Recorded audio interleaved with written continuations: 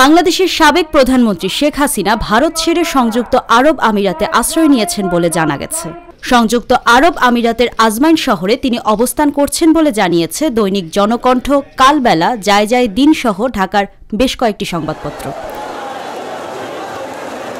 ছাত্র জনতার আন্দোলনের মুখে গত 5 আগস্ট পদত্যাগ করে ভারতে পালিয়ে যান শেখ হাসিনা। এরপর থেকে তিনি ভারতেই অবস্থান করছিলেন। তবে অন্তর্বর্তী সরকার তার কূটনৈতিক পাসপোর্ট বাতিল করে দিলে তার ভারতে থাকা নিয়ে জটিলতা দেখা দেয়। তবে ঠিক কবে তিনি আরব আমিরাতে পৌঁছান তা এখন পর্যন্ত জানা যায়নি। সম্প্রতি আরব আমিরাতে দেখা গেছে সাবেক সংসদ সদস্য শামীম ওসমানকে। ধারণা করা হচ্ছে আরব আমিরাতের আজমাইন শহরে শামীম ওসমানের বাড়িতে শেখ হাসিনা আশ্রয় নিয়েছেন। তার আগে সংযুক্ত আরব আমিরাতে শেখ হাসিনার রাজনৈতিক আশ্রয় চাইলে দেশটি রাজি হয়নি। ব্রিটেন, যুক্তরাষ্ট্র ও মধ্যপ্রাচ্যের অন্যান্য দেশগুলোর মতো সংযুক্ত আরব আমিরাতও শেখ হাসিনাকে রাজনৈতিক আশ্রয় দিতে অস্বীকার করে। এদিকে কোন প্রেক্ষাপটে এবং কি শর্তে শেষমেশ আরব আমিরাত আজমাইন শহরে শেখ হাসিনাকে আশ্রয়ের অনুমতি দিয়েছে সে সম্পর্কেও সুনির্দিষ্ট কোনো তথ্য এখন পর্যন্ত নিশ্চিত করা যায়নি।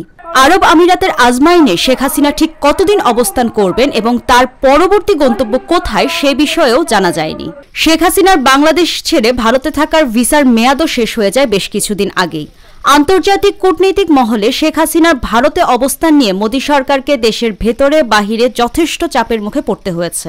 মোদি সরকারকে বিব্রতকর অবস্থার মধ্য দিয়ে যেতে হয়েছে। এরই ধারাবাহিকতায় শেখ হাসিনা সম্ভবত ভারত ছেড়ে সংযুক্ত আরব আমিরাতে অবস্থান করছেন।